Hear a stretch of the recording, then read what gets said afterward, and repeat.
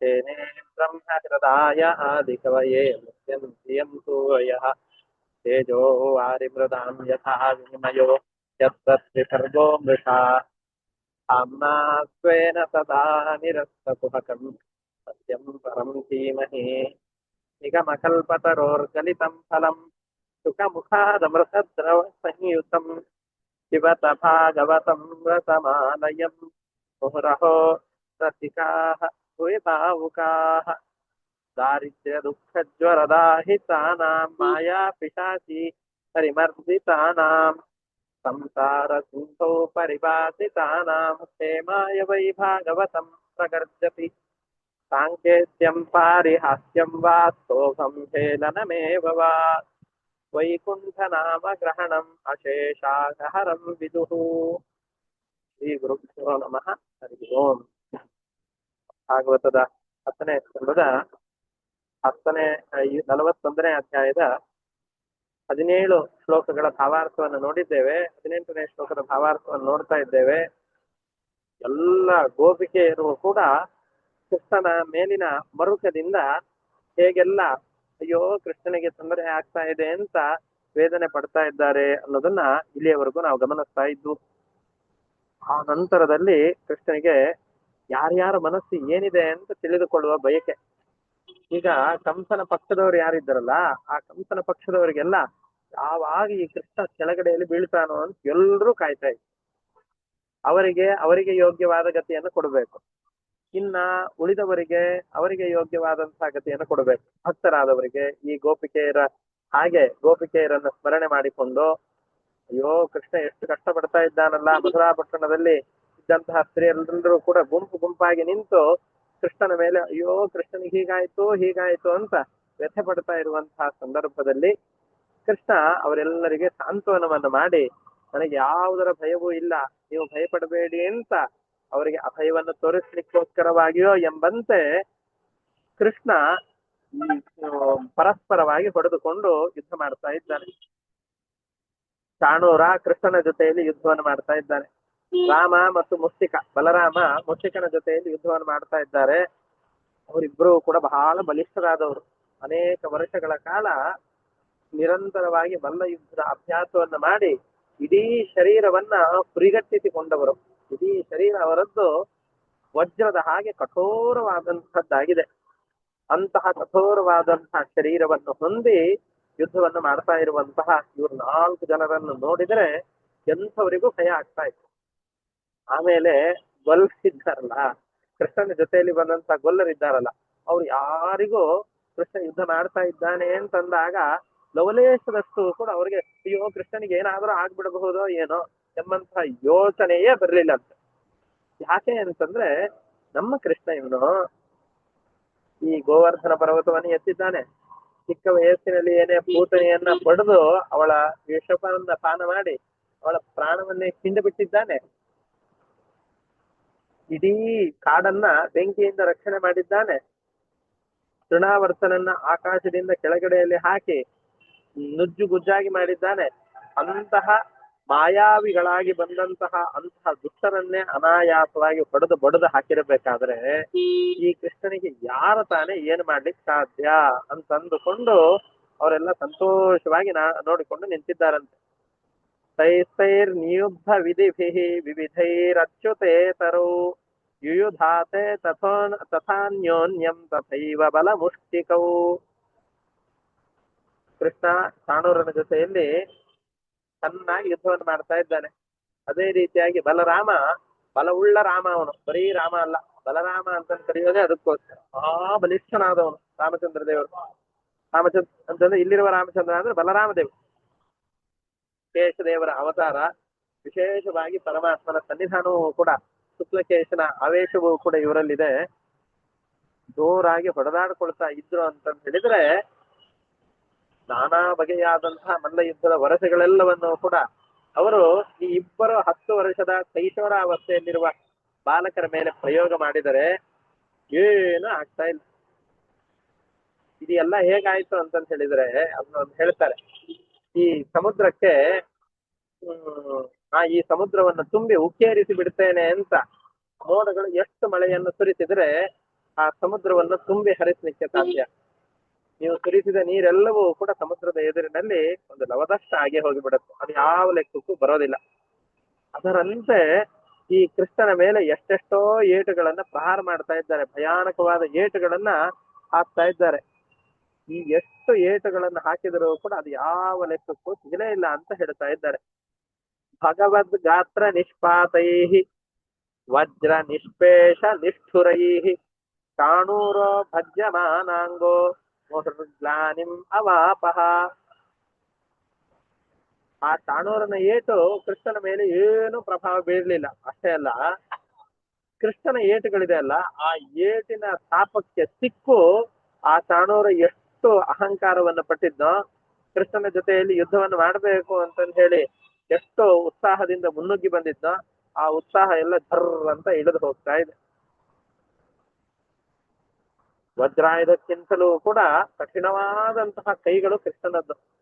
ಆ ಕೃಷ್ಣನ ಏಟು ಇವನಿಗೆ ಬಿತ್ತು ಅಂತಾದ್ರೆ ಅವನಿಗೆ ಉಸಿರಾಡಿಸ್ಲಿಕ್ಕೆ ಆಗ್ತಾ ಇಲ್ಲ, ಉಸಿರು ಕಟ್ಟೆ ಹೋಗಿದೆ. ಮತ್ತೆ ಮತ್ತೆ ಹೊಡೆದಿಸ್ಕೊಳ್ತಾ ಇದ್ದಾನೆ. ಈಗ ಹಿಂದೆ ಹೋಗುವ ಹಾಗೂ ಇಲ್ಲ, ಮುಂದೆ ಬರುವ ಹಾಗೂ ಇಲ್ಲ. ನೋಡಿ ಎಂತಹ ಪರಿಸ್ಥಿತಿ ಬಂತವನಿಗೆ. ಕೃಷ್ಣ ಮೊದಲಿಗೆ ಹೇಳಿದ್ದ, ನನಗೂ ನಿನಗೂ ಬಲದಲ್ಲಿ ಸಾಮ್ಯ ಇಲ್ಲ. ಬಲದಲ್ಲಿ ಸಾಮ್ಯ ಇಲ್ಲ ಅಂತಂದ್ರೆ ಅವನು ಹೇಳಿದ್ದು ಸರಿಯಾದ ಅರ್ಥದಲ್ಲೇ. ನನ್ನ ಬಲಕ್ಕೆ ಸಮಾನವಾದಂತಹ ಬಲ ಯಾರ್ದು ಜಗತ್ತಿನಲ್ಲಿ ಇಲ್ಲ, ನನ್ನ ಜೊತೆಯಲ್ಲಿ ಯುದ್ಧಕ್ಕೆ ಬರಬೇಡ, ನಿನ್ನ ಪ್ರಾಣವನ್ನು ಕಳೆದುಕೊಳ್ಳುತ್ತೀವಿ ಅನ್ನೋ ಅಭಿಪ್ರಾಯದಿಂದ ಕೃಷ್ಣ ಹೇಳಿದ್ರೆ, ಅಯ್ಯೋ ಈ ಬಾಲಕರಾಗಿದ್ದಾರೆ, ಅವರಿಗೆ ಭಯವಾಗಿದೆ ನಮ್ಮ ಜೊತೆಯಲ್ಲಿ ಯುದ್ಧವನ್ನು ಮಾಡ್ಲಿಕ್ಕೆ, ಅದಕ್ಕೋಸ್ಕರ ತಪ್ಪಿಸಿಕೊಳ್ಳಿಕ್ಕೆ ಈ ಮಾತುಗಳನ್ನು ಹೇಳ್ತಾ ಇದ್ದಾರೆ. ಹಾಗಾಗಿ ಇವರನ್ನು ಬಡದು ಹಾಕಿಬಿಡ್ಬೇಕು ಅನ್ನೋ ಕಾರಣದಿಂದ ಅವನು ತಿಳಿದುಕೊಂಡು ಯುದ್ಧಕ್ಕೆ ಅಂತ ಆಹ್ವಾನ ಮಾಡಿದ್ದ. ಬೇಡ ಬೇಡ ಅಂತ ಕೃಷ್ಣ ಹೇಳಿದಾಗ ಬಾಬಾ ಅಂತ ಅವನನ್ನ ಕರೆದು ಯುದ್ಧಕ್ಕೆ ಅಂತ ಮಾಡಿಕೊಂಡು, ಇದು ಹೇಗಾಯ್ತು ಅಂತಂದ್ರೆ ಬೀದಿಯಲ್ಲಿ ಹೋಗ್ತಾ ಇದ್ದಂತಹ ವ್ಯಕ್ತಿಗಳನ್ನು ಮನೆಗೆ ಕರೆದ ಹಾಗಾಯ್ತು. ಬೀದಿಯಲ್ಲಿ ಹೋಗೋ ಪಿಶಾಚಿನ ಮನೆ ಕರೆದ ಹಾಗಾಯ್ತು ಅಂತಂತಾರಲ್ಲ, ಹಾಗೆ ಇಲ್ಲಿ ಪೂರ್ತಿಯಾಗಿ ಆ ಅಂಶದಲ್ಲಲ್ಲ. ಆದ್ರೂ ಕೂಡ ತನ್ನ ಪಾಡಿಗೆ ತಾನು ಕೃಷ್ಣ, ಬೇಡಪ್ಪ ನಿನ್ನ ಜೊತೆಯಲ್ಲಿ ಯುದ್ಧ ಬೇಡ, ನನಗೂ ನಿನಗೂ ಸರಿಯಾಗೋದಿಲ್ಲ, ಹೊಂದಿಕೆ ಆಗೋದಿಲ್ಲ ಅಂತ ಹೇಳಿದಾಗ, ಇಲ್ಲ ನನ್ನ ಜೊತೆಯಲ್ಲಿ ಯುದ್ಧ ಮಾಡು ಅಂತ ತನ್ನ ಬಳಿಯಲ್ಲಿ ಕರೆದುಕೊಂಡು ಅವನ ಜೊತೆಯಲ್ಲಿ ಯುದ್ಧಕ್ಕೆ ಅಂತ ತಯಾರಾಗಿ ನಿಂತಿದ್ದಾನೆ. ಈಗ ಬೇಡ ಅಂತ ಹೇಳಿದ್ರೆ ಪ್ರಾಣ ಹೋದಂತಹ ಅಪಮಾನ ಅಲ್ವಾ? ಯಾಕೆ ಅಂತಂದ್ರೆ ತಾನೇ ಬೇಡ ಅಂತ ಆದಾಗ ಸುಮ್ನೆ ಬಿಟ್ಟು ಬಿಟ್ಟಿದ್ದ ಅಂತಂದು ಹೇಳಿದ್ರೆ, ಅಯ್ಯೋ ಮಕ್ಕಳ ಮೇಲಿನ ಕರುಣೆಯಿಂದಾಗಿ ಯುದ್ಧ ಮಾಡದೇನೆ ಅವರನ್ನ ಬಕ್ಷಿಸಿಕೊಟ್ಟ ಅಂತ ಬಿಟ್ಟು ಬಿಡಬಹುದಾಗಿತ್ತು. ಇಲ್ಲಿ ಹಾಗಾಗ್ಲಿಲ್ಲಲ್ಲ, ತಾನೇ ಬಿಟ್ಬಿಟ್ಟಿದ್ದಾನೆ, ತಾನೇ ಕರೆದಿದ್ದಾನೆ. ಹಿಂದೆ ಸರಿತಾ ಇದ್ದಂತಹ ಇವರನ್ನ ಬಾ ಬಾ ಅಂತ ಕರೆದು ತಾನೇ ಮೈ ಮೇಲೆ ಬಂಡೆಗಳನ್ನ ಎಳೆದುಕೊಂಡಿದ್ದಾನೆ. ಈಗ ತಪ್ಪಿಸಿಕೊಳ್ಳಿಕ್ ಸಾಧ್ಯ ಇಲ್ಲ. ಹಿಂದೆ ಹೋದ ಅಂತಂದು ಹೇಳಿದ್ರೆ, ಅಯ್ಯೋ ನೋಡಿ ಹೆದರ್ಕೊಂಡು ಓಡಿ ಹೋಗಿದ್ದಾನೆ ಅಂತ ಅವನಿಗೆ ಯೋಚನೆ ಆಗತ್ತೆ. ಅದಕ್ಕೋಸ್ಕರ ಹಿಂದೆ ಸರಿಯುವ ಹಾಗಿಲ್ಲ, ಮುಂದೆ ಹೋದರೆ ಈ ಪೆಟ್ಟನ್ನ ತಡೆದುಕೊಂಡು ಬದುಕುವ ಹಾಗಿಲ್ಲ. ಪ್ರಾಣ ಸಂಕಟಕ್ಕೆ ಆ ಚಾಣೂರ ಒಳಗಾಗಿದ್ದಾನೆ ಅಂತ ಹೇಳ್ತಾ ಇದ್ದಾರೆ. ಚಾಣೂರೋ ಭಜ್ಯ ಮಾನಾಂಗಹ ಮುಹುಹು ಗ್ಲಾನಿಂ ಅವಾಪ. ಬಹಳ ದುಃಖವನ್ನ ಅನುಭವಿಸ್ತಾ ಇದ್ದಾನೆ ಈ ಚಾಣೂರ ಅಂತ ಹೇಳ್ತಾ ಇದ್ದಾರೆ. ಸಹ್ಯೇನ ವೇಗ ಉತ್ಪತ್ಯ ಮುಷ್ಟಿ ಕರಾವುಭೌ ಭಗವಂತಂ ವಾಸುದೇವಂ ಕ್ರುದ್ಧೋ ವಕ್ಷಸ್ಯ ತಾಡಯತ್. ಅದಕ್ಕೆ ಈ ಕೊನೆ ಕಾಲ ಬಂದಾಗ ದೀಪ ಆರೋ ಸಂದರ್ಭದಲ್ಲಿ ಜೋರಾಗಿ ಉರಿಯತ್ತೆ ಅಂತ ಹೇಳ್ತಾರಲ್ಲ, ಆರುವ ಬೆಂಕಿ ಜೋರಾಗಿ ಉರಿಯತ್ತೆ ಅಂತ. ಹಾಗೆ ಇವ್ರಿಗೂ ಕೂಡ ಇನ್ನೇನು ಬದುಕಿದ್ರೆ ಬದುಕಬೇಕು. ಆವಾಗ ಕೃಷ್ಣನ ಬಗ್ಗೆ ಎಲ್ಲರೂ ಹೇಳ್ತಾ ಇದ್ದಂತಹ ಮಾತುಗಳು ಚಾಣೂರಿನ ಮನಸ್ಸಿನಲ್ಲಿ ಬಂತು. ಕೃಷ್ಣನ ಕೈಗೆ ಹೋಗಿ ಸಿಕ್ಕು ಬದುಕಿ ಬಂದವಂತ ವ್ಯಕ್ತಿಗಳೇ ಯಾರು ಇಲ್ಲ. ಅಲ್ಲಿಗೆ ಹೋಗಿ ವಾಪಸ್ ಬಂದವನು ಬರೀ ಅಕ್ರೂರ ಒಬ್ಬನೇ. ಯಾಕೆ ಅಂದ್ರೆ ಕೃಷ್ಣ ಕೃಷ್ಣ ಅಂತ 24 ತಾಸು ಕೃಷ್ಣನ ಜಪ ಮಾಡ್ತಾ ಇದ್ದಾದ್ರಿಂದಾಗಿ ಅವನು ಬದುಕಿ ಬಂದಿದ್ದಾನೆ. ಹಾಗೇ ಹೋಗಿ ಬದುಕಿ ಬಂದಂತಹ ವ್ಯಕ್ತಿಗಳನ್ನ ನಾವಂತರೂ ನೋಡೇ ಇಲ್ಲ. ಹಾಗಾಗಿ ಈ ಕೃಷ್ಣನ ಜೊತೆಯಲ್ಲಿ ಯುದ್ಧಕ್ಕೆ ಹೋಗೋದು ಬೇಡ ಅಂತ ಬದುಕಿನ ಆಸೆಗೋಸ್ಕರವಾಗಿ ಯುದ್ಧದಿಂದ ಹಿಂದೆ ಸರದಂತಹ ವ್ಯಕ್ತಿಗಳೇ ಜಾಸ್ತಿ. ಆದರೂ ಇವರಿಗೆ ಈ ಕೃಷ್ಣನ ಜೊತೆಯಲ್ಲಿ ಯುದ್ಧವನ್ನು ಮಾಡಿದನಲ್ಲ, ಯುದ್ಧವನ್ನು ಮಾಡ್ತಾ ಇರೋ ಸಂದರ್ಭದಲ್ಲಿ ಈಗ ಮುಂದೆ ಬಂದ್ಬಿಟ್ಟಿದ್ದಾನೆ, ಹಿಂದೆ ಸರಿಯುವ ಹಾಗಿಲ್ಲ. ಅದಕ್ಕೆ ತನ್ನ ಮೈಯಲ್ಲಿರುವಂತಹ ಎಲ್ಲ ಶಕ್ತಿಯನ್ನು ಸೇರಿಸಿ ಕೃಷ್ಣನ ಎದೆ ಮೇಲೆ ಪೂರ್ತಿಯಾಗಿ ಪ್ರಹಾರವನ್ನು ಮಾಡ್ತಾ ಇದ್ದಾನೆ. ಅಂತಿಂತಹ ಪ್ರಹಾರ ಅಲ್ಲ, ಇಡೀ ಪ್ರಾಣವನ್ನೇ ಒತ್ತು ಇಟ್ಟು ಅವನ ಮೇಲೆ ಜೋರಾಗಿ ಪ್ರಹಾರವನ್ನು ಮಾಡ್ತಾ ಇದ್ದಾನೆ.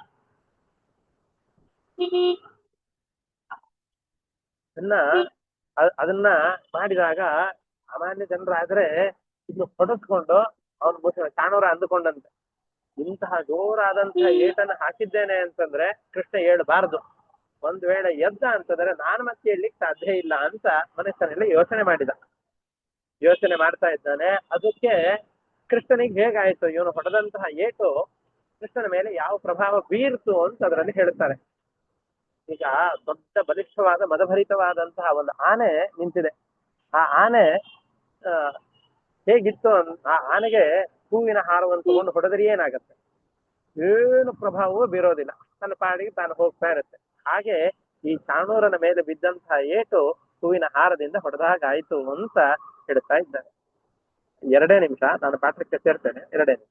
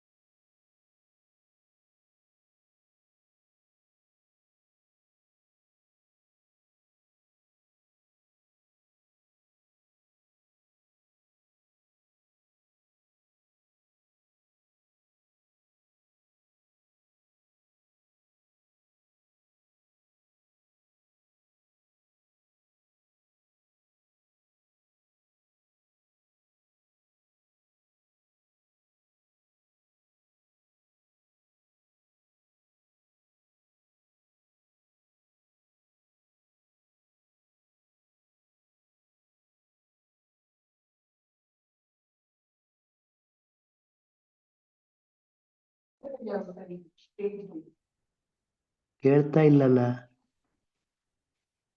1 ನಿಮಿಷ ಸೇರ್ತೇನೆ.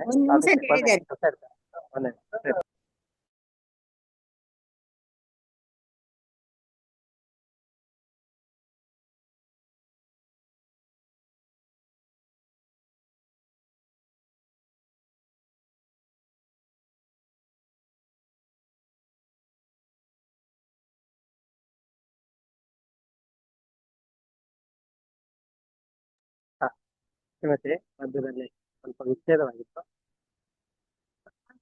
ಅವರು ಚಾಣೂರ ತನ್ನ ಮೈಯಲ್ಲಿದ್ದಂತಹ ಎಲ್ಲ ಶಕ್ತಿಯನ್ನು ಹಾಕಿ ಕೃಷ್ಣನ ಮೇಲೆ ಪ್ರಹಾರ ಮಾಡ್ತಾ ಇದ್ದಾನೆ. ಆ ಕೃಷ್ಣನ ಮೇಲೆ ತನ್ನ ಸಂಪೂರ್ಣವಾದಂತಹ ಬಲವನ್ನು ಪ್ರಯೋಗ ಮಾಡಿದರೆ ಅದು ಹೇಗಾಗ್ತಾ ಇದೆ ಅಂತಂದ್ರೆ, ಮದಭರಿತವಾದಂತಹ ಆನೆಯನ್ನ ತನ್ನ ನಿಯಂತ್ರಣಕ್ಕೆ ತಂದುಕೊಳ್ಬೇಕು, ಆ ಆನೆಯನ್ನ ಕಟ್ಟಿ ಹಾಕಬೇಕು, ಆನೆಗೆ ನೋವು ಮಾಡಬೇಕು ಅನ್ನುವ ಉದ್ದೇಶದಿಂದ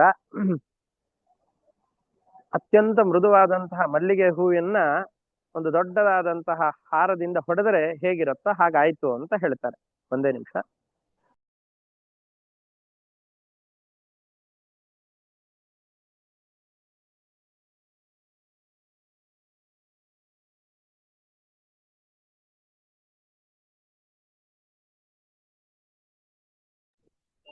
ಹೀಗೆ ಅತ್ಯಂತ ದುಃಖಿತನಾಗಿ, ಅಯ್ಯೋ ಕೃಷ್ಣನಿಗೆ ನಾನು ಇಷ್ಟು ಬಲಪ್ರಹಾರ ಮಾಡಿದರೂ ಕೂಡ ಆ ಕೃಷ್ಣನ ಮೇಲೆ ಹೂವಿನ ಹಾರ ಹೊಡೆದ ಹಾಗೆ ಆಯ್ತು, ಅವನಲ್ಲಿ ಯಾವ ವಿಚಲಿತತೆಯೂ ಕೂಡ ಅಂತಂದ್ರೆ ಅಯ್ಯೋ ದುಃಖಿತನಾಗಿದ್ದಾನೆ ಅಂತ ಯಾವ ದುಃಖದ ಕುರುಹು ಕೂಡ, ಚಿಹ್ನೆಗಳು ಕೂಡ ಕೃಷ್ಣನಲ್ಲಿ ಕಾಣ್ತಾ ಇಲ್ಲ ಅಂತ ಬಹಳ ವೇದನೆ ಆಯ್ತು.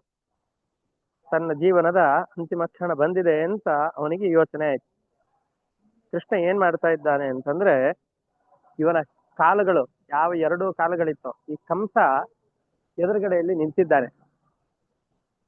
ಎದುರುಗಡೆಯಲ್ಲಿ ಕಂಸ ನಿಂತಾಗ ಆ ಕಂಸನ ಅತ್ಯಂತ ಆತ್ಮೀಯ ಭೃತ್ಯನಾದಂತಹ ಈ ಚಾಣೂರನನ್ನ ಕಾಲುಗಳಿಂದ 2 ಕೈಯಲ್ಲಿ ಅವನನ್ನು ಹಿಡಿದುಕೊಂಡು ಗರಗರ ಅಂತ ತಿರುಗಿಸಿ, ಮೇಲ್ಗಡೆಯಲ್ಲಿ ಜೋರಾಗಿ ತಿರುಗಿಸಿ, ಅವನ ದೇಹದಲ್ಲಿರುವ ತ್ರಾಣವೆಲ್ಲವೂ ಕೂಡ ತಲೆಯಲ್ಲಿ ಬಂದು ನಿಲ್ಲಬೇಕು. ಕಣ್ಣುಗಳೆಲ್ಲ ಗಿರಿಗಿರಿ ಅಂತ ಸುತ್ತುವ ಹಾಗೆ ಮಾಡಿ ಜೋರಾಗಿ ನೆಲದ ಮೇಲೆ ಅಪ್ಪಳಿಸ್ತಾ ಇದ್ದಾನೆ. ಕಂಸನ ಎದುರಿನಲ್ಲಿಯೇ ಈ ರೀತಿಯಾದ ಪ್ರಹಾರವನ್ನು ಮಾಡ್ತಾ ಇದ್ದಾನೆ. ಯಾಕೆ ಕಂಸನ ಎದುರಿನಲ್ಲಿ ಈ ರೀತಿಯಾದ ಪ್ರಹಾರವನ್ನು ಮಾಡಿದ ಅಂತಂದ್ರೆ, ಇವನು ತನ್ನ ಮಾವನ ಎದುರಿನಲ್ಲಿ ಅಂತಂದ್ರೆ ತನ್ನ ತಂಗಿಯ ಗಂಡನ ಎದುರಿನಲ್ಲಿಯೇನೆ ಅವರ ಮಕ್ಕಳನ್ನ ಅಮಾನುಷವಾಗಿ ಹಸುಳೆಗಳನ್ನ ಕೈಯಲ್ಲಿ ಎತ್ತಿ ಹೊಡೆದು ಕೊಲ್ತಾ ಇದ್ದಾನೆ. ಹೀಗೆ ತನ್ನ ಬಂಧುಗಳ ಎದುರಿನಲ್ಲಿ ತನ್ನ ಆತ್ಮೀಯರಿಗೆ ತೊಂದರೆ ಆಯಿತು ಅಂತಂದ್ರೆ ಆ ವೇದನೆ ಯಾವ ರೀತಿಯಾಗಿರುತ್ತೆ ಅಂತ ಇವರಿಗೆಲ್ಲ ತಿಳಿಸಿಕೊಡ್ಬೇಕು. ಕಂಸನಿಗೆ ಆ ದುಃಖದ ಅರಿವನ್ನು ಮೂಡಿಸಬೇಕು ಎಂಬಂತ ಉದ್ದೇಶದಿಂದ ಅವನು ತನ್ನ ಬಲವನ್ನೆಲ್ಲವನ್ನು ಕೂಡ ಪ್ರಯೋಗ ಮಾಡಿ ಕೃಷ್ಣ ಜೋರಾಗಿ ನೆಲದ ಮೇಲೆ ಅಪ್ಪಳಿಸ್ತಾ ಇದ್ದಾನೆ. ಬಿದ್ದಾಗ ನಾವು ಯಾವುದೋ ಒಂದು ತೆಂಗಿನಕಾಯಿಯನ್ನು ಹೊಡಿತೇವಲ್ಲ, ರುಕ್ಮಿಣೀಶ ವಿಜಯದಲ್ಲಿ ಒಳ್ಳೆ ದೃಷ್ಟಾಂತ ಕೊಡ್ತಾರೆ. ಹೇಗೆ ಅಂತಂದ್ರೆ, ಈ ಕಾಲನ್ನು ಹಿಡಿದು ಜೋರಾಗಿ ಹಿಡಿದು ತಲೆಯನ್ನ ನೆಲಕ್ಕೆ ಅಪ್ಪಳಿಸಿದರೆ ಅವನ ತಲೆ ಕೀಳಾಗಿ ಕೆಳಗಡೆಯಲ್ಲಿ ಬಿತ್ತು. ಇದನ್ನ ಮಾಡ್ಬೇಕಾ? ಹೌದು ಅಂತ ಹೇಳ್ತಾರೆ. ನೀವು ಯಾವ್ದಾದ್ರು ಮದುವೆ ಕಾರ್ಯಕ್ರಮಗಳಿಗೋ ಅಥವಾ ಮನೆಯಲ್ಲಿ ಯಾವ್ದೋ ಒಂದು ಫಂಕ್ಷನ್ ಆಗ್ತಾ ಇದೆ ಅಂತಾದ್ರೆ, ಯಾವ್ದೋ ಒಂದು ಕೆಲಸಕ್ಕೋಸ್ಕರ ತೀರ್ಥಯಾತ್ರೆಗಳಿಗೆ ಹೊರಟಿದ್ದೀರಿ ಅಂತಾದ್ರೆ, ನೀವು ಹೋಗುವುದಕ್ಕಿಂತ ಮುಂಚೆ ಆ ವಾಹನದ ಎದುರಿನಲ್ಲಿ ತೆಂಗಿನಕಾಯಿಯನ್ನು ಒಡೆದು ಹೋಗ್ತಾರೆ. ಯಾಕೆ ಅಂತಂದ್ರೆ ನಮ್ಮ ಪ್ರಯಾಣ ಎಲ್ಲವೂ ಕೂಡ ನಿರ್ವಿಘ್ನವಾಗಿ ಆಗಬೇಕು ಅನ್ನುವ ಉದ್ದೇಶದಿಂದ. ಅದರಂತೆ ಇಲ್ಲಿಯೂ ಕೂಡ ನಮ್ಮ ಪ್ರಯಾಣ ನಿರ್ವಿಘ್ನವಾಗಬೇಕು. ಮುಂದೆ ಕಂಸನ ಸಂಹಾರ ಅನ್ನುವಂತ ದೊಡ್ಡ ಕಾರ್ಯ ನಡೀತಾ ಇದೆ. ಆ ಕಾರ್ಯ ನಿರ್ವಿಘ್ನವಾಗಿ ನಡಿಬೇಕು ಅನ್ನುವ ಉದ್ದೇಶದಿಂದ ಒಂದು ತೆಂಗಿನಕಾಯಿಯನ್ನು ಒಡೆದ ಹಾಗೆ ಈ ಚಾಣೂರನೆಂಬಂತಹ ದೈತ್ಯನನ್ನ ಕೃಷ್ಣ ಸಂಹಾರ ಮಾಡ್ತಾ ಇದ್ದಾನೆ ಅಂತ ಇದರಲ್ಲಿ ಹೇಳ್ತಾ ಇದ್ದಾರೆ. ಕೆಳಗಡೆಯಲ್ಲಿ ಬೀಳ್ತಾ ಇದ್ದಾನೆ. ಇಲ್ಲಿ ಕೃಷ್ಣ ಹೇಗೆ ಚಾಣೂರನನ್ನ ಸಂಹಾರ ಮಾಡಿದನೋ ಅದೇ ರೀತಿಯಾಗಿ ಬಲರಾಮನು ಕೂಡ ತನ್ನ ಇಡೀ ಬಲವನ್ನ ಪ್ರಯೋಗ ಮಾಡಿ, ಬಲದ ಲೇಷವನ್ನ, ಇಡೀ ಬಲ ಅಂತ ಹೇಳಬಾರ್ದು, ಶೇಷದೇವರ ಬಲ ಅಗಾಧವಾದದ್ದು, ಅಷ್ಟೂ ಬಲವನ್ನ ಪ್ರಯೋಗ ಮಾಡಿದರೆ ಇವ್ರು ಯಾರು ಬದುಕಲಿಕ್ಕೆ ಸಾಧ್ಯ ಇಲ್ಲ. ತನ್ನ ಬಲವನ್ನ ಪ್ರಯೋಗ ಮಾಡಿ ಅವನ ಮೇಲೆ ಯುದ್ಧಕ್ಕೆ ಅಂತ ನಿಂತಿದ್ದಾನೆ. ನಿಂತಾಗ ತಥೈವ ಮುಷ್ಟಿಕ ಪೂರ್ವಂ ಸ್ವಮುಷ್ಟ್ಯಾಭಿಹತೇನ ವೈ ಬಲಭದ್ರೇಣ ಬಲಿನ ತಲೇನಾಭಿಹತೋ ಭೃಶಂ ಪ್ರವೇಬಿತಸ್ಸ ರುಧಿರಂ ಉದ್ವಮನ್ ಮುಖದೋರ್ದಿತಃ ವ್ಯಸುಃ ಪಪಾತೋರ್ವ್ಯುತ್ಪಸ್ಥೆ ವಾತಾಹತ ಇವಾಂಘ್ರಿಪಃ.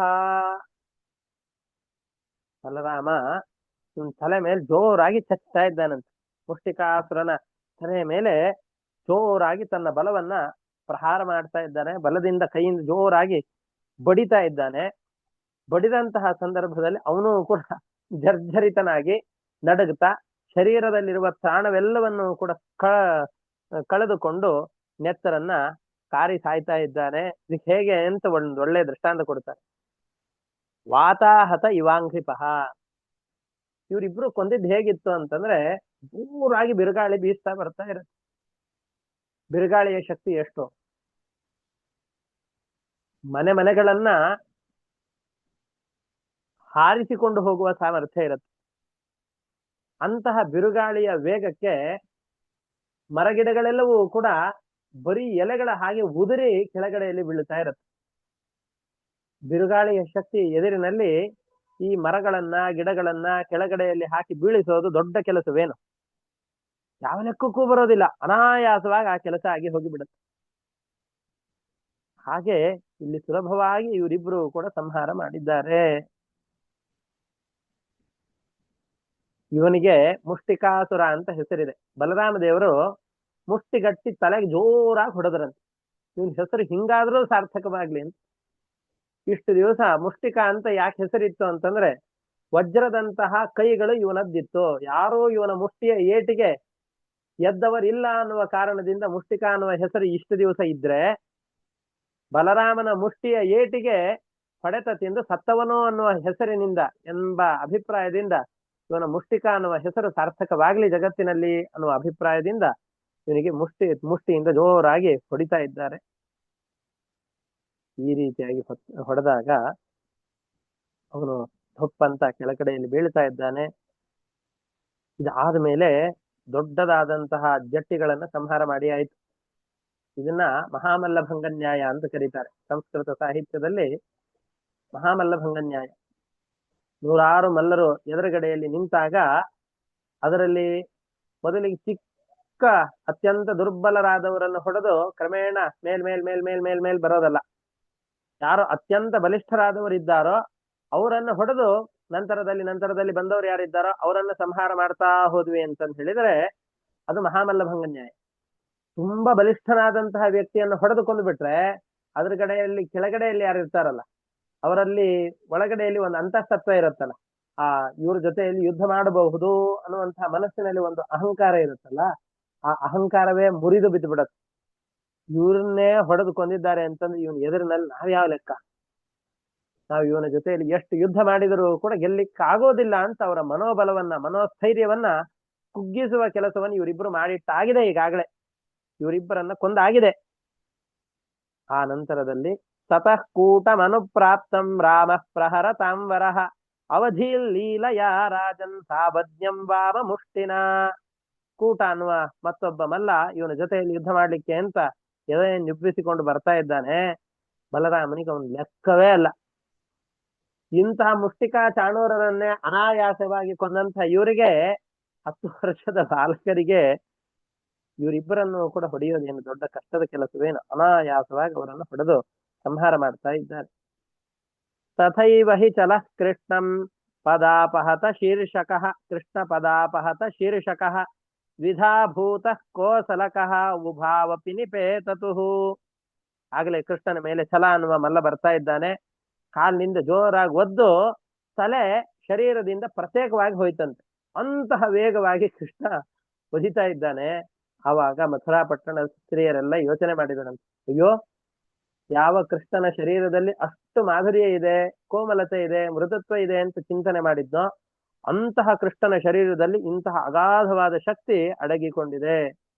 ಇದು ಕೃಷ್ಣನ ಅಗಾಧವಾದ ಮಹಿಮೆ ಅಂತಂದುಕೊಂಡು ಕೃಷ್ಣನ ಪೌರುಷಕ್ಕೂ ಕೂಡ ಬೆರಗಾಗಿ ಕೃಷ್ಣನ ಮೇಲೆ ಮೋಹಗೊಳಗಾಗ್ತಾ ಇದ್ದಾರೆ. ಈ ಸಂದರ್ಭದಲ್ಲಿ ಒಂದು ಪ್ರಶ್ನೆಯೂ ಇದೆ. ಏನು ಅಂತಂದ್ರೆ, ಎಲ್ಲ ನಾವು ಕಥೆಗಳನ್ನು ಹೇಳ್ತಾ ಇದ್ದೇವೆ, ಎಲ್ಲವೂ ಕೂಡ ಸರಿ. ಆದರೆ ಕೃಷ್ಣ 10 ವರ್ಷದ ಯುವಕನಾಗಿದ್ದಾನೆ. 10 ವರ್ಷದ ಯುವಕನಾದಂತಹ ಕೃಷ್ಣನ ಮೇಲೆ ಯುವತಿಯರಿಗೆ ಎಂತಹ ಮೋಹ, ಎಂತಹ ಪ್ರೀತಿ. ಹಾಗಾಗಿ ಇದು ಎಷ್ಟೇ ಚೆನ್ನಾಗಿ ಕಥೆಯನ್ನು ಕೇಳಲಿಕ್ಕೆ ಸೊಗಸಾಗಿದ್ರು ಕೂಡ ವಯಸ್ಸಿನ ಅಂತರವನ್ನು ಹಿಡಿದು ನೋಡಿದಾಗ ನಮಗಿದು ಅಷ್ಟು ಮನಸ್ಸಿಗೆ ಬರೋದಿಲ್ಲಲ್ಲ ಅಂತ ಅನ್ನಿಸುತ್ತೆ. ಅವಾಗ ನಾವು ಇಲ್ಲಿಯವರೆಗೂ ಕೃಷ್ಣ ಆ ರೀತಿಯಾಗಿ ಸಂಘವನ್ನ ಮಾಡಿರುವಂತಹದ್ದು ಯಾರದ್ದು ಅಂತಂದ್ರೆ ಗೋಪಿಕೆ ಇರೋದು. ಆ ಸಂದರ್ಭದಲ್ಲಿ ಕೃಷ್ಣ ಪ್ರತಿಯೊಬ್ಬ ಗೋಪಿಕೆಯರ ಜೊತೆಯಲ್ಲಿ ಒಂದೊಂದು ರೂಪದಿಂದ ಇದ್ದ ಅಂತನೂ ಹೇಳ್ತಾರೆ. ನಾವು ಪ್ರತಿನಿತ್ಯದಲ್ಲಿ ಶಿರೀಷ ಗುಣದರ್ಪಣವನ್ನ ಹೇಳ್ತೇವೆ. ನಾವು ಹಿಂದೆನೂ ಕೂಡ ಅದನ್ನು ಹೇಳಿದ್ದೇವೆ. ಯುವಾಂ ಯುವಾನೋ ಸತತಂ ಯುವಯೋರ್ನವಯೋಧಿಕ. ಕೃಷ್ಣ ಮತ್ತು ಲಕ್ಷ್ಮೀ ದೇವಿಯರಿಗೆ ಹೇಳುವಂತಹ ವಿಶೇಷಣಗಳು. ಯುವಾಂ ಯುವಾನೋ ಸತತಂ, ಯಾವಾಗಲೂ ಕೂಡ ನೀವಿಬ್ಬರು ಯುವಕರಾಗಿಯೇ ಇರ್ತೀರಿ. 16 ವರ್ಷೀಯ ಸದಾ 16 ವರ್ಷೀಯ. ಕೃಷ್ಣನಿಗೆ ಎಷ್ಟು ವರ್ಷದವರ ಹಾಗಿದ್ದ? ಯಾವಾಗಲೂ 16 ವರ್ಷದವರ ಹಾಗೆಯೇ ಕೃಷ್ಣ ಇದ್ದ. ಯಾವ ಯಾವ ಸ್ತ್ರೀಯರ ಜೊತೆಯಲ್ಲಿ ಕೃಷ್ಣ ಹೋಗ್ತಾನೋ ಆ ಸ್ತ್ರೀಯರಲ್ಲಿ ವಿಶೇಷವಾಗಿ ಲಕ್ಷ್ಮೀದೇವಿಯ ಸನ್ನಿಧಾನ ಬರುತ್ತೆ. ಮತ್ತೆ ಪರಮಾತ್ಮ ಅವರ ಯೋಜನೆಗೆ ತಕ್ಕ ಹಾಗೆ, ಅವರ ವಯಸ್ಸಿಗೆ ತಕ್ಕ ಹಾಗೆ ತನ್ನ ರೂಪವನ್ನ ಅವರ ಎದುರಿನಲ್ಲಿ ಪ್ರಕಟಗೊಳಿಸಿಕೊಡ್ತಾನೆ. ನಾವು ಹಿಂದೆಯೂ ಕೂಡ ಕ್ಷೌರಿಕರು ಕೃಷ್ಣನ ಕೇಶಗಳನ್ನ ಕತ್ತರಿಸುವ ಸಂದರ್ಭದಲ್ಲಿ, ಉಗುರನ್ನ ಕತ್ತರಿಸುವ ಸಂದರ್ಭದಲ್ಲಿ ನಮ್ಮದಾದ್ರೆ ಜಡವಾದ ಉಗುರುಗಳು, ಕೂದಲುಗಳು ಇವೆಲ್ಲವೂ ಬರುತ್ತೆ. ಕೃಷ್ಣನಿಗೆ ಈ ತರದ ಉಗುರುಗಳು ಇದೆಲ್ಲವೂ ಕೂಡ ಹೇಗ್ ಬರ್ಲಿಕ್ಕೆ ಸಾಧ್ಯ ಅಂತಂದಾಗ ಅಲ್ಲಿಯೇ ಒಂದು ಮಾತನ್ನು ಹೇಳಿದ್ರು. ಆ ಸಂದರ್ಭದಲ್ಲಿ ಕೃಷ್ಣ, ನಾವು ನಾಟಕದಲ್ಲೆಲ್ಲ ನರಸಿಂಹ ವೇಷವನ್ನು ಧರಿಸಿದಂತಹವರು ಇಷ್ಟಿಷ್ಟು ದುಡ್ಡನ್ನ ಒಂದು ಕೃತಕವಾದಂತಹ ಉಗುರುಗಳನ್ನು ಹಾಕೊಂಡು ಬರ್ತಾರೆ, ಸಿಂಹದ ತಲೆಗಳನ್ನು ಹಾಕಿಕೊಂಡು ಬರ್ತಾರೆ. ಹಾಗೆ ಕೃಷ್ಣನು ಕೂಡ ಆ ಕಾಲದಲ್ಲಿ ತನ್ನ ಶರೀರದ ಮೇಲೆ ಪ್ರಾಕೃತವಾದಂತಹ ಉಗುರುಗಳು, ಕೂದಲುಗಳು ಇವೆಲ್ಲವೂ ಬರುವ ಹಾಗೆ ಮಾಡ್ತಾರೆ. ಇಷ್ಟೆಲ್ಲ ವಿಚಾರಗಳನ್ನ ಗಮನಿಸಿದಾಗ, ಕೃಷ್ಣ ಇವರ ಜೊತೆಯಲ್ಲಿ ವಿಹಾರ ಮಾಡ್ತಾ ಇದ್ದಾನೆ ಅಂತ ಗಮನಿಸಿದಾಗ, ಇಷ್ಟು 7-8 ವರ್ಷದ ಬಾಲಕನಿಗೆ ಮನಸ್ಸಿನಲ್ಲಿ ಕಾಮನೆಗಳಾದ್ರೂ ಮೂಡ್ಲಿಕ್ಕೆ ಹೇಗೆ ಸಾಧ್ಯ ಅಂತ ನಮ್ಮ ಮನಸ್ಸಿಗೆ ಯೋಚನೆ ಬಂದಾಗ, ಹೌದು, ಚಿಕ್ಕ ಮನಸ್ಸು ಯುವಕರಿಗೆ, ಬಾಲಕರಿಗೆ ಈ ತರದ ಯೋಚನೆಗಳು ಮನಸ್ಸಿನಲ್ಲಿ ಬರ್ಲಿಕ್ಕೂ ಸಾಧ್ಯ ಇಲ್ಲ. ಎದುರುಗಡೆಯಲ್ಲಿರೋರಿಗೆ ಆ ಮಕ್ಕಳನ್ನು ನೋಡಿ ಮೋಹಿತರಾಗ್ಲಿಕ್ಕೂ ಸಾಧ್ಯ ಇಲ್ಲ. ಆಗ್ತಾ ಇದ್ದಾರೆ ಅಂತಂದ್ರೆ ಕೃಷ್ಣನು ಅವರಿಗೆ 8 ವರ್ಷದ ಬಾಲಕನಾಗಿ ತೋರಿಕೊಳ್ತಾ ಇಲ್ಲ, ಇವರು ಸಾಮಾನ್ಯರಾದ ಸ್ತ್ರೀಯರಲ್ಲ ಅನ್ನುವಂತಹ ಪ್ರಜ್ಞೆ ನಮ್ಮಲ್ಲಿ ಯಾವಾಗ್ಲೂ ಜಾಗೃತವಾಗಿರ್ಬೇಕು. ನಾವು ಕೃಷ್ಣನ ಕಥೆಗಳನ್ನು ನೋಡುವ ಸಂದರ್ಭದಲ್ಲಿ ನಮ್ಮ ಮನಸ್ಸಿನಲ್ಲಿ ನಿಚ್ಚಳವಾಗಿರಬೇಕಾದಂತಹ ವಿಷಯ, ಕೃಷ್ಣ ಸಾಮಾನ್ಯ ಮನುಷ್ಯನಲ್ಲ, ಪರಮಾತ್ಮನ ಅವತಾರ ಅನ್ನುವುದನ್ನ ಮನಸ್ಸಿನಲ್ಲಿ ಧಾರಣೆ ಮಾಡ್ಬೇಕು ಕೆಲವೊಂದಿಷ್ಟು ಸಂದರ್ಭದಲ್ಲಿ. ಉಳಿದ ಸಂದರ್ಭದಲ್ಲಿ ಅವನು ಮನುಷ್ಯನಾಗಿ ಇದ್ದುಕೊಂಡೇನೆ ಮನುಷ್ಯರ ಹಾಗೆ ಮನುಷ್ಯರಂತೆ ತನ್ನನ್ನು ತೋರಿಕೊಂಡು ಹೇಗೆ ಜನರನ್ನು ಉದ್ಧರಿಸಿದ ಅನ್ನುವಂತಹ ಸಂದರ್ಭದಲ್ಲಿ ಆ ಕೃಷ್ಣನ ಆ ವ್ಯಕ್ತಿತ್ವವನ್ನು ಕೂಡ ಗಮನಿಸಬೇಕು. ಹೀಗೆ ಒಟ್ಟಾರೆಯಾಗಿ ಈ ಕೃಷ್ಣನ ಈ ಲೀಲೆಗಳನ್ನ ಇವುಗಳನ್ನು ಗಮನಿಸುವಾಗ ಆ ಕೃಷ್ಣ ಎಲ್ಲರ ಜೊತೆಯಲ್ಲಿ ಷೋಡಶ ವರ್ಷೀಯನಂತೆ. ಷೋಡಶ ವರ್ಷೀಯ ಅಂದ್ರೆ ಈಗ ಯೌವನಕ್ಕೆ ಬರಬೇಕು ಅಂದ್ರೆ ಹುಡುಗರಿಗೆ ಮದುವೆ ಆಗ್ಬೇಕು ಅಂದ್ರೆ 21 ವರ್ಷ, ಹುಡುಗಿಯರಿಗೆ 18 ವರ್ಷ ಅಂತಿದೆ. ಈ ತರ ಅಲ್ಲ. ಹಿಂದಿನ ಕಾಲದಲ್ಲೆಲ್ಲ 8 ವರ್ಷ 10 ವರ್ಷದವರೆಗೆ ಅವ್ರಿಗೆ ಬಹಳ ಬುದ್ಧಿ ಬಂದ್ಬಿಡ್ತಾ ಇತ್ತು, ಬುದ್ಧಿ ಬೆಳೀತಾ ಇತ್ತು. ಅವರು ಪ್ರೌಢಾವಸ್ಥೆಗೆ ಬರುವುದಕ್ಕಿಂತ ಮುಂಚೆ ಕನ್ಯೆಯರಿಗೆ ವಿವಾಹ, ಪುರುಷರಿಗೆ 16-18 ವರ್ಷದ ವಯಸ್ಸಿಗೆ ಮದುವೆ ಅಂತ ಇತ್ತು ಅಧ್ಯಯನದ ಅನಂತರದಲ್ಲಿ. ಹಾಗಾಗಿ ಯುಗ ಧರ್ಮಗಳನ್ನ, ಯಾವ ವ್ಯಕ್ತಿಗಳ ಬಗ್ಗೆ ಮಾತನಾಡ್ತಾ ಇದ್ದೇವೆ ಅನ್ನೋದರ ಮೇಲೆ ಈ ಎಲ್ಲ ಕಥೆಗಳನ್ನ ಅರ್ಥೈಸಿಕೊಂಡಾಗ ಪ್ರಾಯಶಃ ನಮ್ಮ ಸಂಶಯಗಳು ಪರಿಹಾರ ಆಗಬಹುದು. ಯಾರೋ ಮಧ್ಯದಲ್ಲಿ ಯಾರಾದ್ರೂ ಈ ತರದ್ದು ಹೇಗೆ ಅಂತ ಕೇಳಿದ್ರೆ ಅವ್ರಿಗೆ ಉತ್ತರ ಕೊಡ್ಬೇಕು ಅಂತಂದು ಹೇಳಿದ್ರೆ ಅವರ ಪ್ರಶ್ನೆ ಹಿನ್ನೆಲೆ ಹೇಗಿದೆ, ಪ್ರಶ್ನೆಯನ್ನು ಕೇಳುವವರು ಎಂಥವ್ರು, ಇದನ್ನೆಲ್ಲ ಒಪ್ತಾರೋ ಇಲ್ವೋ ಅಂತ ಗಮನಿಸ್ಬೇಕು. ಇಲ್ಲ ಅಂತ ಹೇಳಿದ್ರೆ ಅವ್ರಿಗೆ ಏನು ಉತ್ತರ ಕೇಳಿದ್ರೋ ಅದಕ್ಕೆ ಅವರು ಸಮಾಧಾನಗೊಳ್ಳೋದಿಲ್ಲ.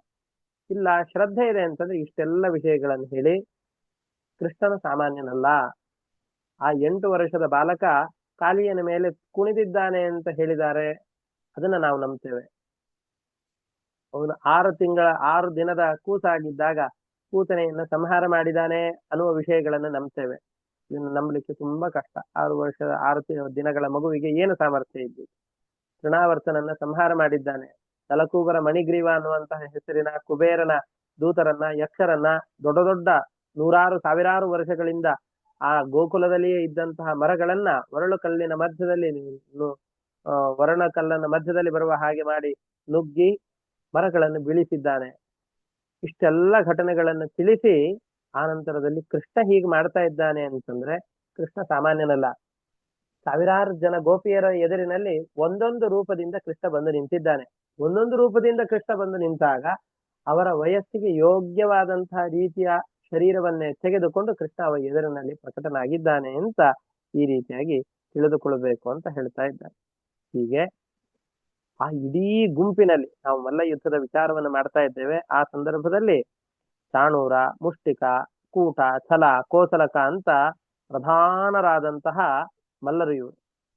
ಇಂತಹ ಮಲ್ಲರನ್ನೇ ಯಾವಾಗ ಕೃಷ್ಣ ಬಡಿದು ಹಾಕಿಬಿಟ್ನೋ ಆವಾಗ ಉಳಿದಂತಹ ಯಾವ್ಯಾವ ಜಟ್ಟಿಗಳಿದ್ದಾರೋ ಅವ್ರು ಯಾರು ಕೂಡ ಗೆಲ್ಲಬೇಕು ಅಂತ ಅಲ್ಲಿ ಮಲ್ಲ ಯುದ್ಧಕ್ಕೆ ಅಂತ ಸಿದ್ಧರಾಗಲೇ ಇಲ್ಲ. ಎಲ್ಲರೂ ಕೂಡ ನಾವು ಬದುಕಿದ್ರೆ ಸಾಕು ಅಂತ ಅಲ್ಲಿಂದ ಪಲಾಯನ ಮಾಡ್ತಾ ಇದ್ದಾರೆ.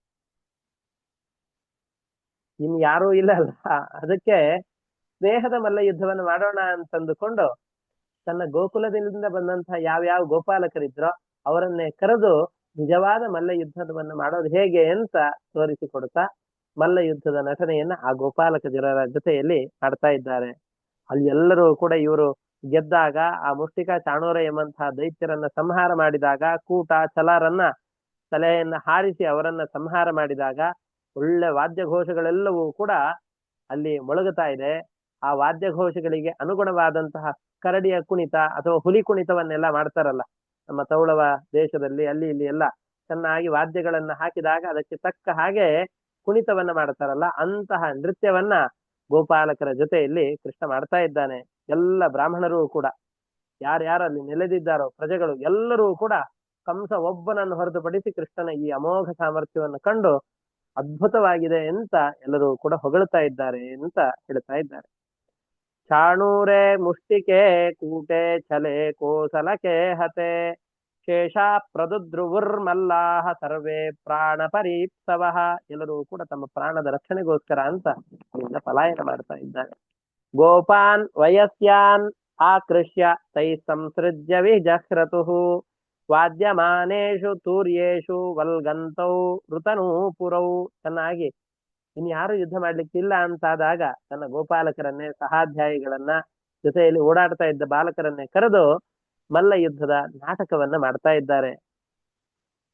ಕೃಷ್ಣ, ನಾವು ಎಲ್ಲ ಶತ್ರುಗಳನ್ನ ಪುಡಿ ಮಾಡಿ ನಿನ್ನ ಮಲ್ಲ ರಂಗದಲ್ಲಿ ಏನೇ ಕುಣಿತಾ ಇದ್ದೇವೆ ಅಂತ ಕಂಸನಿಗೆ ತನ್ನ ಸಾಮರ್ಥ್ಯವನ್ನು ತೋರಿಸ್ತಾ ಇದ್ದಾನೆ.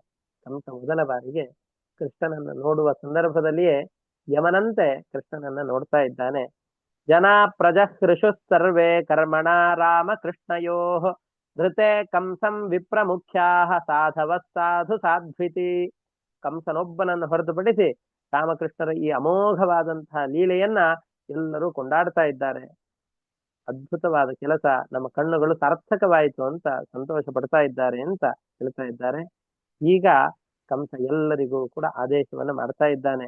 ಪಲಾಯನ ಮಾಡುವ ಸಂದರ್ಭದಲ್ಲಿ ವಾದ್ಯಘೋಷಗಳನ್ನು ನಿಲ್ಲಿಸಿ ಕೃಷ್ಣನ ಸಂಹಾರಕ್ಕೆ ಅಂತ ಕಂಸ ಎದ್ದು ನಿಲ್ತಾ ಇದ್ದಾನೆ. ಆಗ ಕಂಸನ ಸಂಹಾರಕ್ಕೆ ಅಂತ ಕೃಷ್ಣ ಪೂರ್ಣಾಹುತಿಯಂತೆ ಇರುವಂತಹ ಈ ಯಜ್ಞಕ್ಕೆ ಸಿದ್ಧತೆಯನ್ನು ಮಾಡ್ತಾ ಇದ್ದಾನೆ. ಆ ಕಂಸನ ಸಂಹಾರದ ಕಥೆಯನ್ನ ಮತ್ತೆ ಮುಂದಿನ ಪಾಠದಲ್ಲಿ ನೋಡೋಣ ಅಂತ ಹೇಳ್ತಾ ಇವತ್ತಿನ ಪಾಠವನ್ನು ಮುಕ್ತಾಯ ಮಾಡ್ತಾ ಇದ್ದೇನೆ. ಹರಯೇ ನಮಃ. ಶ್ರೀಕೃಷ್ಣ ಅರ್ಪಣಮಸ್ತು. ಅನೇನ ಭಾವಯತ್ ಪುಣ್ಯಂ ತೇನ ಪ್ರೀಣಾತು ಕೇಶವ. ಹರಯೇ ನಮಃ. ಶ್ರೀಕೃಷ್ಣ ಅರ್ಪಣಮಸ್ತು. ಎಲ್ಲರಿಗೂ ನಮಸ್ಕಾರ.